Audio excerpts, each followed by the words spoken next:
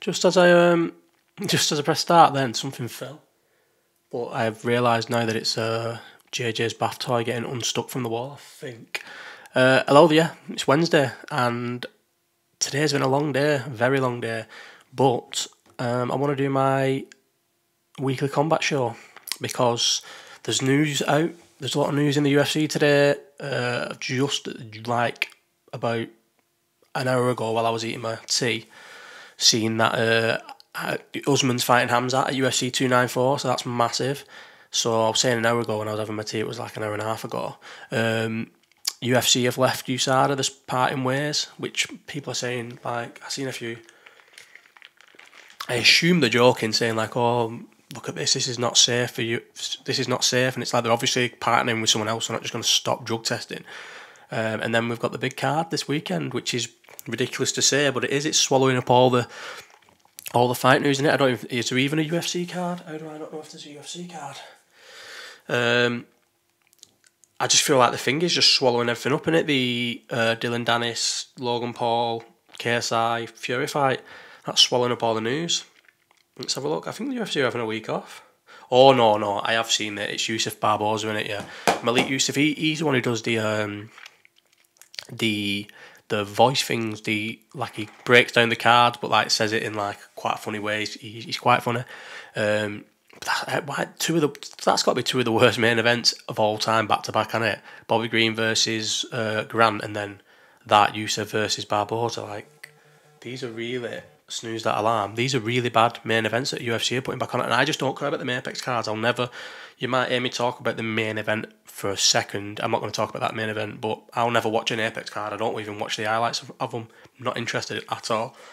So yeah, I don't even know what episode this is. I was going to stop episoding them, to be honest, and just be called the Weekly Combat. Maybe I will, I've not decided, but whatever episode this is, we'll be talking about Warrington. I suppose I spoke about Warrington. Yeah, I spoke about Warrington Wood enough. I did the live chat and I spoke about it, and I did a watch along for it, so I don't need to speak about that again. We don't need to speak about anything that happened last week. Green beat Grant, didn't he? But I think I spoke about that in the live chat as well, so I'm just going to purely speak about current stuff and that Misfits card in the weekend, which is just, I cannot believe that. But do you know what? I have to just start admitting it to myself. It's a bit like mumble rappers. It took me ages. I think I like it. I think I can get into the storylines of it and like the entertainment of it. But every fight's bad.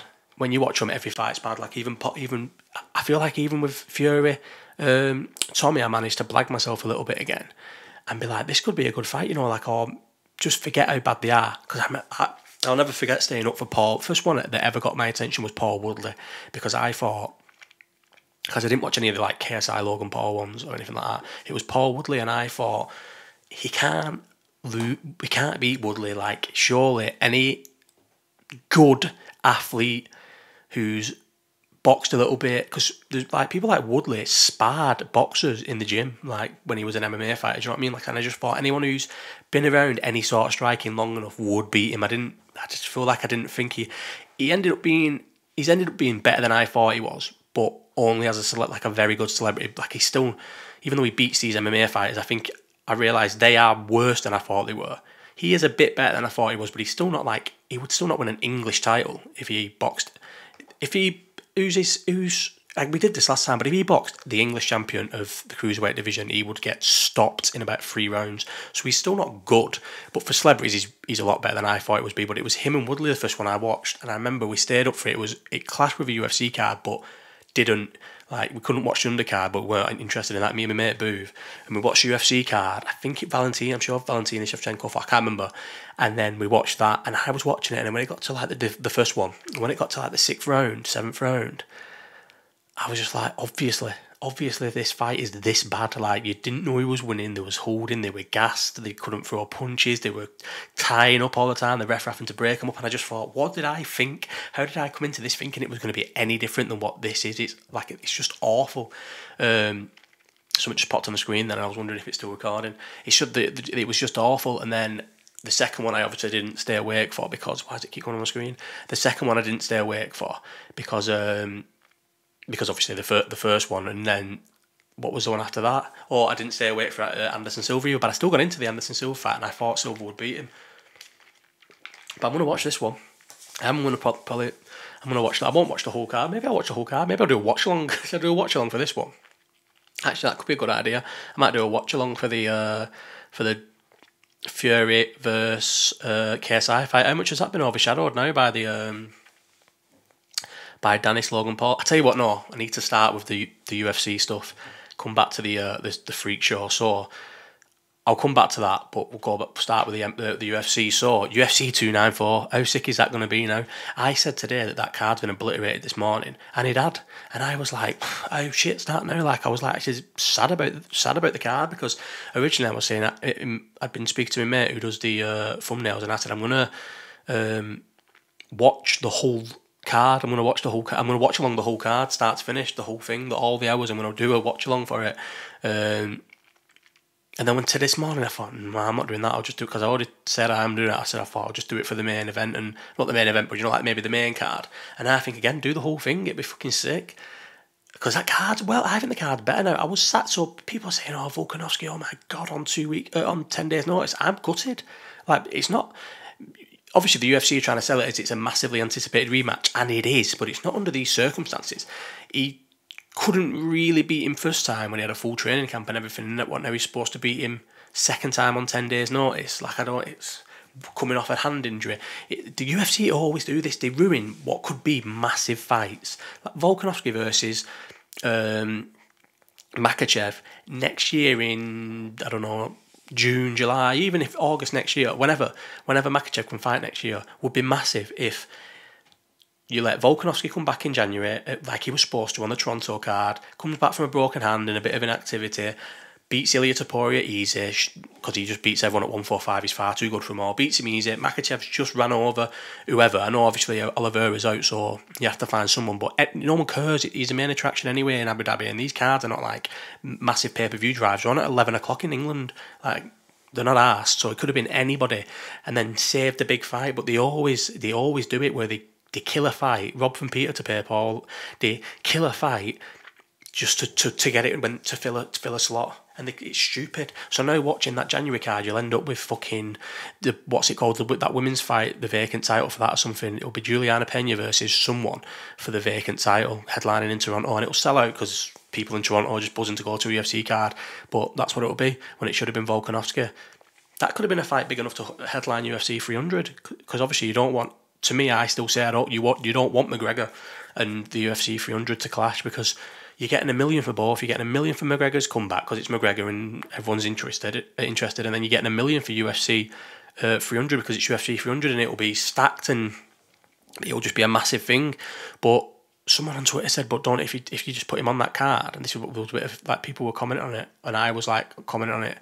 If you put him on McGregor on that card, don't you just get 2 million views? No, obviously not, because how many of them views who are buying the million on both are crossing over? Think about it. That's probably most MMA fans. Most of the casuals are buying them too, and most of the hardcores are buying that too. $1 million too is probably most MMA fans. I know 2.8 bought Mayweather Khabib, but that would have been like super casual fans and like not even MMA fans who just bought it because it's like, whoa, this is mad. What's going on? Do you know the whole build up with everything?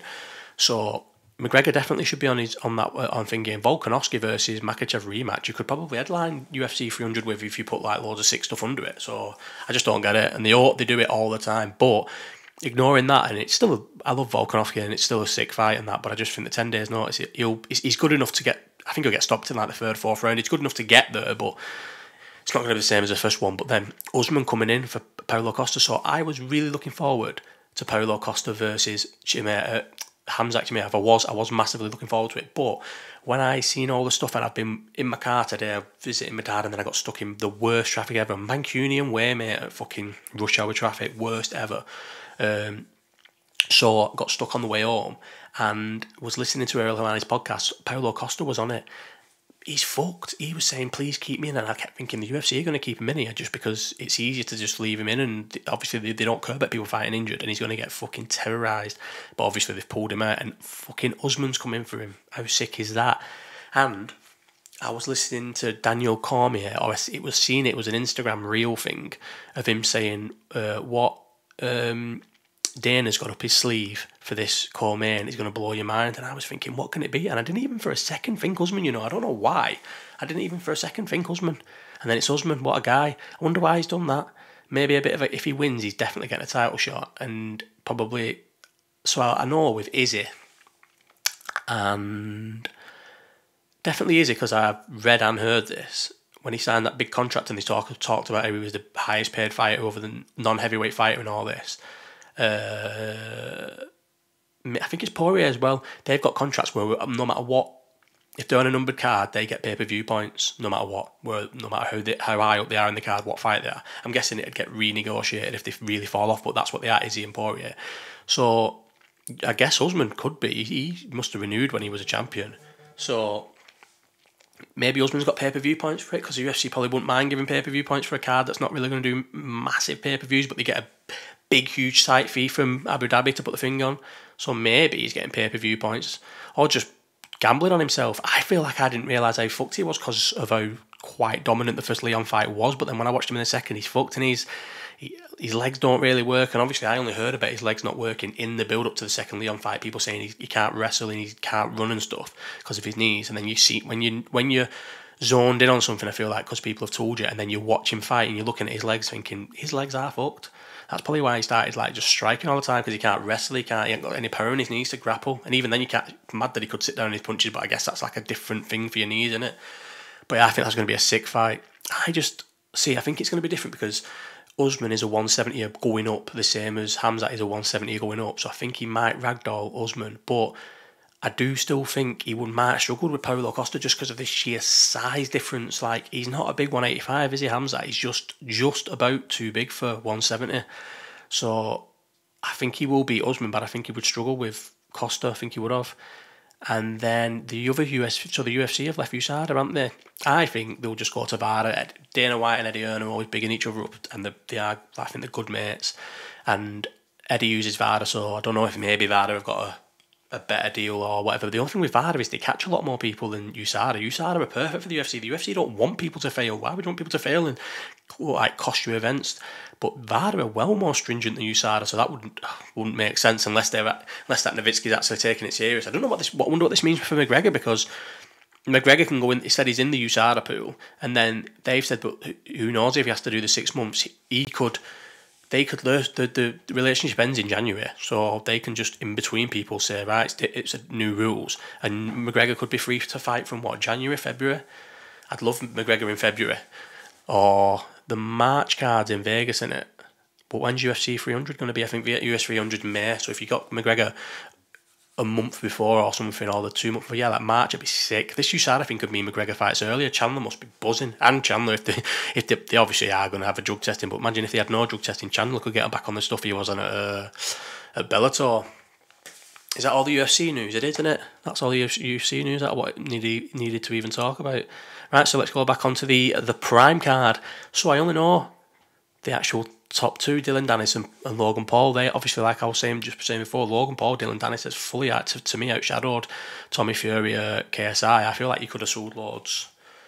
I know they're making it as it's going to be like a super marketed Prime. Like, I think Prime's going to be all over it. They're trying to do so many buys because Prime's going to be all over everything on it, and anytime it's posted on social media, it's going to be Prime. It's going to be Prime in your face all the time. So I'm guessing that's why they're both on it. But you could have done these as two separate cards, I think, and sold out the Manchester Arena. I think you could have sold out a small stadium with this card. Honestly, that's how much like the fans love it and how big it is. Like, Danis, for all how weird he is and how much of a fucking shit he will be, a shitboxer, and how much of like a little muppet he is, Dillon Danis has fucking sold this massively, hasn't he?